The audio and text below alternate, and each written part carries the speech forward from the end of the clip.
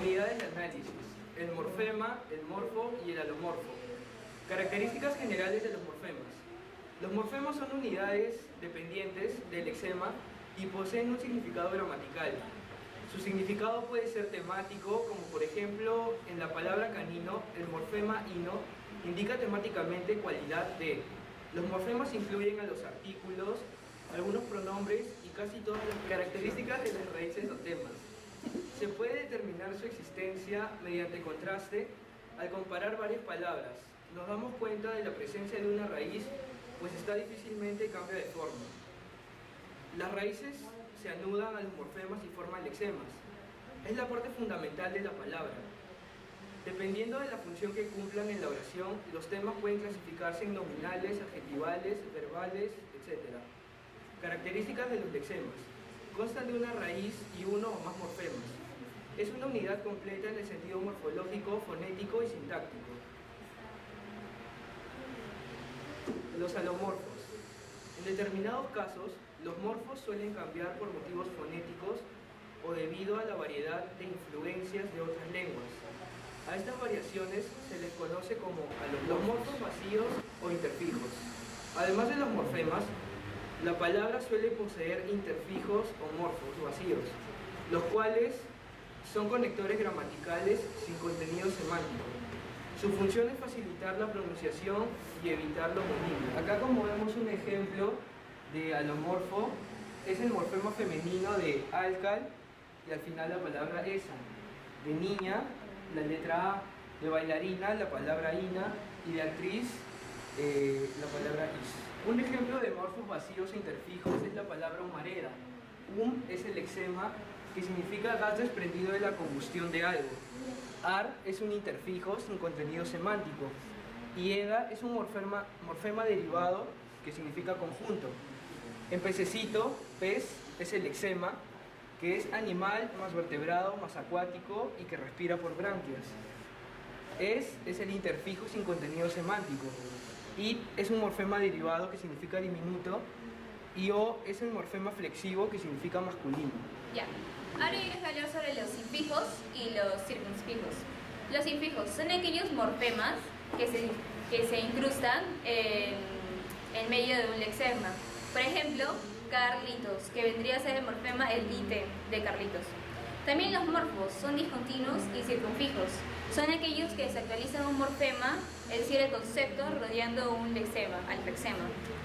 También, por otra parte, está el morfo, amalgama o acumulativo, que es aquel que contiene dentro de sí una abundante información morfológica, tal como se puede apreciar en los verbos o en los pronombres.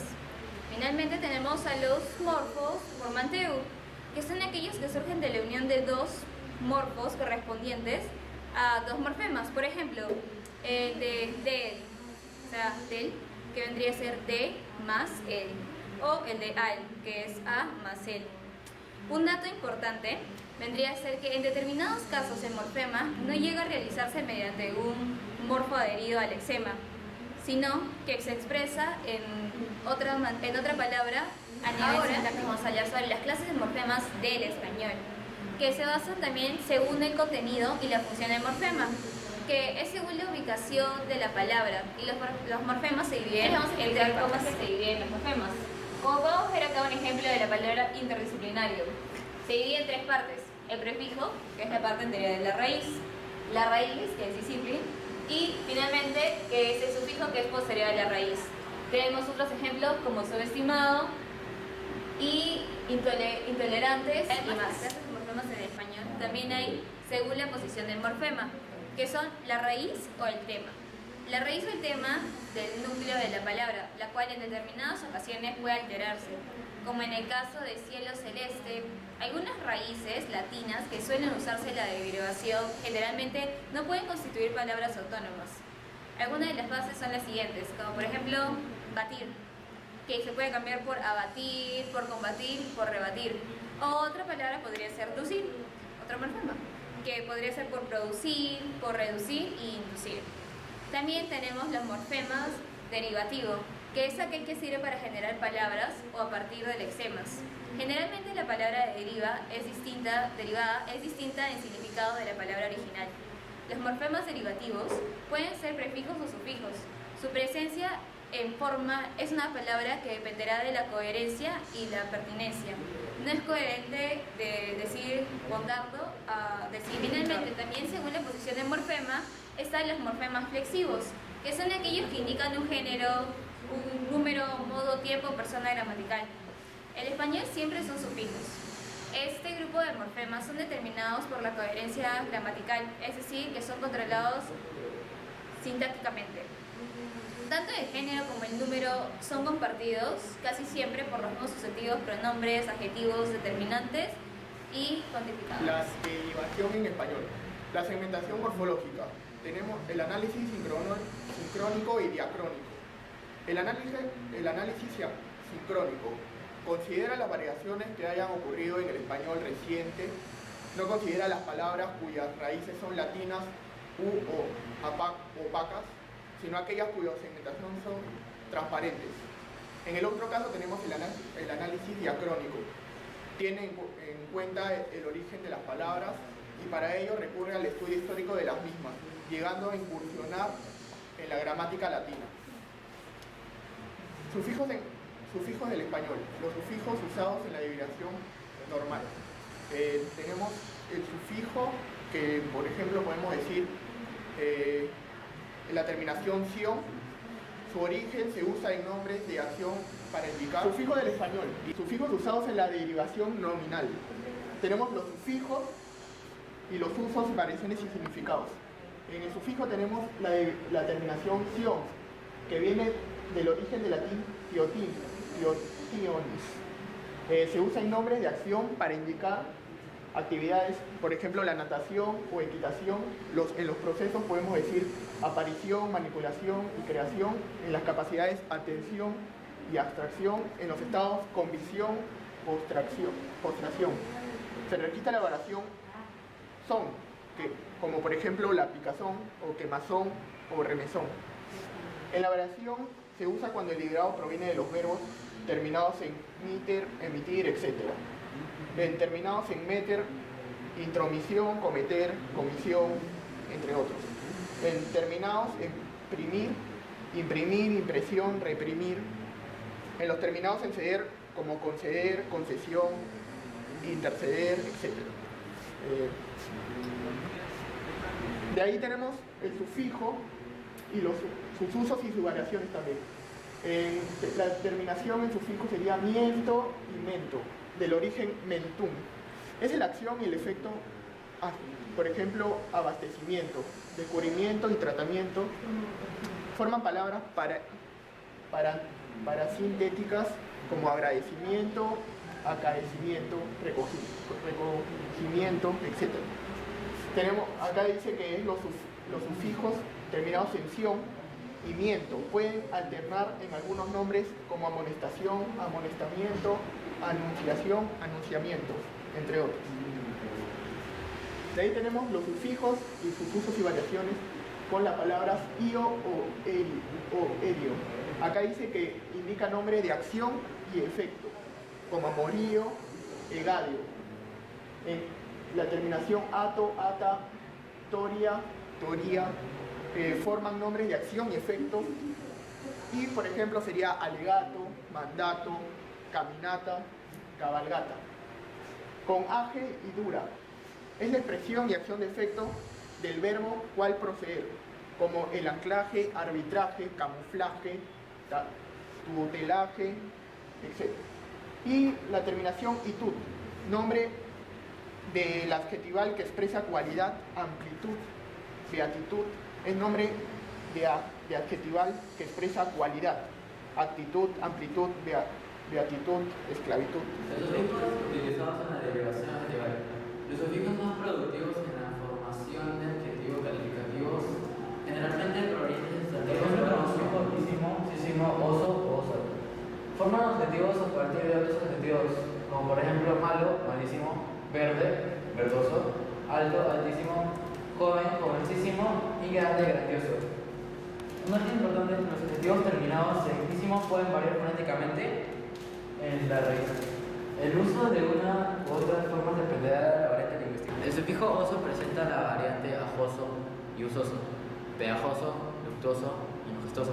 Como por ejemplo, fortísimo, novísimo, calentísimo, grosísimo y valentísimo. Algunos de los sufijos pues, son al, ano, ar, ario, eño, ero o era, ico o ica, ista, ístico, ística, ivo, iva, iso, isa, oso, osa, ento, enta, lento, atenta, automóvil, uno, le, lero, tiso, do, ente, oso, osa y otros. Sus usos, formas y variaciones y significados forman adjetivos a partir de nombres, como por ejemplo norma, normal, república, republicano, lunar, lunar, origen, originario, etc. Y forman adjetivos a partir de bases verbales, como por ejemplo comprar, comprable, venir, venidero y resbalar, resbalar. Sufijos de adjetivos de relación. En los sufijos tenemos a aco, aca, ano, ana, ata, eco, eca, ego, eca, entre otros. En sus usos, variaciones y significados son sufijos utilizados para generar gentilicio, como por ejemplo egipciaco, peruano, uno de los sufijos, por ejemplo, es ano o ana.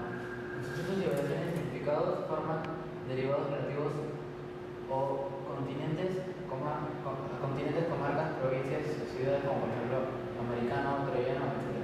Y también forman derivados a partir de los antropónimos gregoriano, recibimos que cada uno se caracteriza de activo y pasivo, en este caso es dor, dora, dero, dera. En sus usos, variaciones y significados de los sufijos dor y dora forman adjetivos derivados de verbos que se interpretan como que, clasificados, etc. Los sufijos dero y dera forman pocos adjetivos de sentido pasivo, interpretados como puede ser anadar, etc. Y también que son derivados del verbo y forman adjetivos que se interpretan como que se puede atributable, canjeable, exigible. Gracias a sufijos adjetivables tenemos el sufijo oide, que indica semejanzas o referencias a figuras geométricas, como por ejemplo monoide, gigantoide, romboide, helicoide, trapezoide. También usa en sentido despectivo, fascitoide, gangsteroide, sentimentaloide. En otros sufijos, el eo, el ea, que denota semejanza o proximidad, lácteo, vítreo, férreo, ígneo, áureo. Y el último es áceo o áceo, que expresa semejanza, rosáceo, gallináceo, aráceo y por último. Alternancias morfológicas. Dependiendo de las distintas variaciones de la lengua, regional, sociolectal, diafásica, así como de los distintos matices semánticos, notamos la preferencia de uno u otro morfema, como se muestra en los siguientes ejemplos.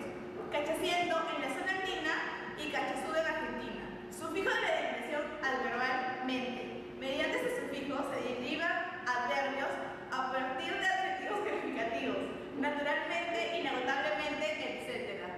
Sufijos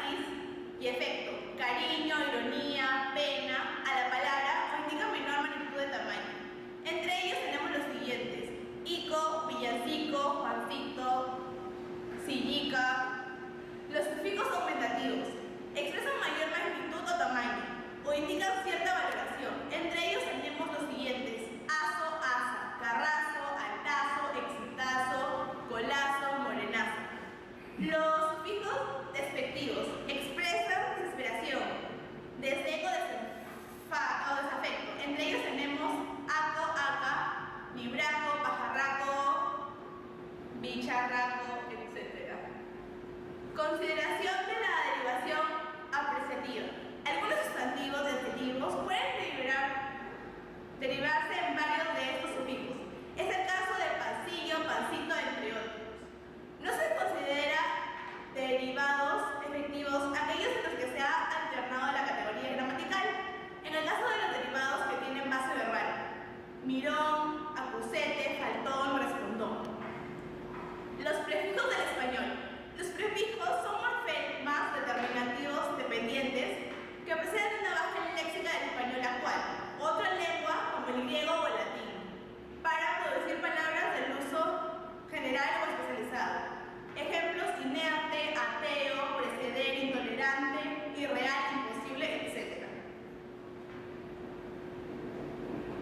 Algunos constituyentes de la palabra son considerados prefijos en un caso y en base en otro. Por ejemplo, en la palabra autopista tenemos una raíz en la primera palabra y un prefijo en la segunda. Lo mismo ocurre en el caso del televisor, a través de y televidente, que viene de televisor. Algunos prefijos del griego y del latín son usados en el ámbito técnico y académico, como el prefijo dis, que viene del griego dis, con significados de oposición, separación, etc. Otros prefijos con mayor productividad heredados del latín y del griego son los siguientes: antihéroe, antidrogas, antigas, antihorario, etc. Auto, como tenemos automático, autogenerador, autorregulador, etc.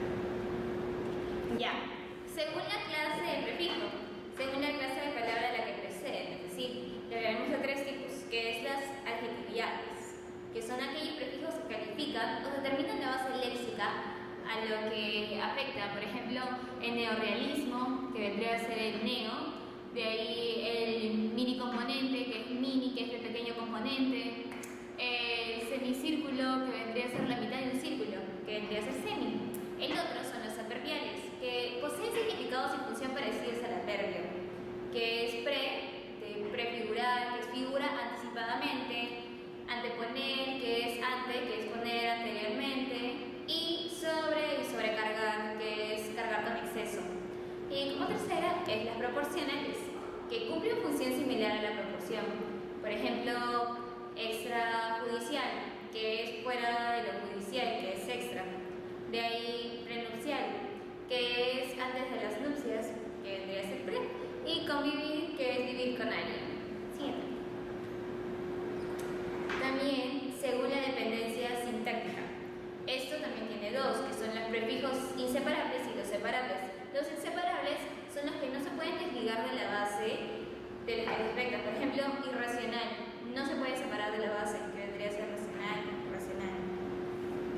Prefijos separables, que pueden separarse de la base. Es decir, ex enamorada, comité pro vaso de leche, manifestaciones anti o Algunos de los prefijos pueden ser inseparables y en algunos casos, por ejemplo, antirreglamentario, externo, extemporáneo. Punto 7. La composición en español. Este es un proceso en el que la suma de dos o más lexemas se forma una tercera palabra llamada compuesto. Esta se divide en tres. Los compuestos propios, que son aquellas palabras que han sido fusionadas en sus componentes de manera ortográfica y fonética, como por ejemplo la palabra agridulce o salvavidas. Estas palabras compuestas propias se dividen en tres, según sus criterios. A, según la clase de palabras a la que corresponden sus componentes. B, según la relación gramatical del resultante. Y C, según la posición del núcleo del compuesto. La segunda de estas tres son los compuestos sintagmáticos, que son aquellas palabras compuestas cuyos componentes forman una unidad que no han llegado a fusionarse ni de manera ortográfica ni fonéticamente, como por ejemplo hombre rana, llave inglesa o casa remolque. Los compuestos sintácticos, que son el tercero de ellos, son frases que pierden su significado lineal y asumen uno nuevo, como por ejemplo diente de león o uña de gato. Entre las bases culturales tenemos la base culta del significado y el ejemplo. Biblio, del significado libro, en el ejemplo bibliografía. cromo con el significado color y el ejemplo polícromo. Fono con el significado sonido y el ejemplo teléfono, y neuro con el significado nervio y el ejemplo neurocirujano. En el punto 8, la parasíntesis. Es la formación de una palabra producto de la unión de dos lexemas y un morfema derivativo. Compuesto y morfema derivativo, por Dios, 0, 15 ñera.